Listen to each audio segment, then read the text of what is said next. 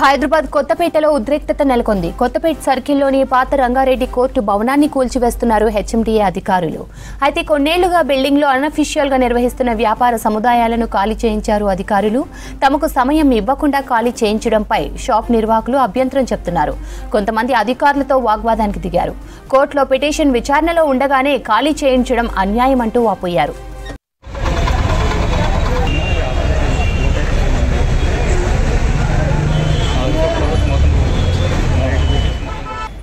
హైదరాబాద్ కొత్తపేటలో ఉద్రిక్తత నెలకొంది. కొత్తపేట సర్కిల్లోని పాత రంగారెడ్డి కోర్టు భవనాన్ని కూల్చివేస్తున్నారు హెచ్ఎండిఏ అధికారులు.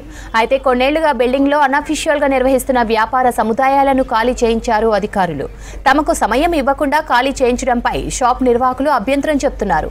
కొంతమంది అధికారులతో వాగ్వాదానికి దిగారు. ఇక కోర్టులో పిటిషన్ విచారణలో ఉండగానే ఖాళీ చేయించడం అన్యాయమంటూ వాపోయారు.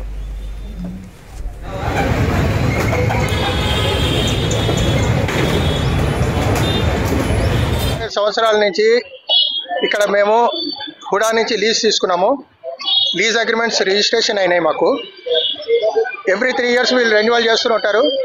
2008లో 2007లో అనుకుంటా కోర్టులు షిఫ్ట్ అయినాయి, రంగారెడ్డి కోర్ట్స్.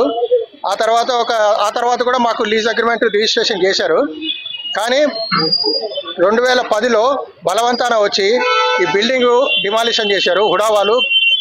మేము కింద ఉండగా అందరము ఈవెన్ దో మేమందరం ఆపినా కానీ వాళ్ళు ఆగకుండా పైన అంతా డిలాపిడేట్ చేశారు. అంటే ఇప్పుడు ఉస్మానియా యూనివర్సిటీ వాళ్ళు ఒకటి స్ట్రక్చరల్ ఇంజనీర్ సర్టిఫికేట్ అని చెప్పేసి తీసుకొచ్చారు.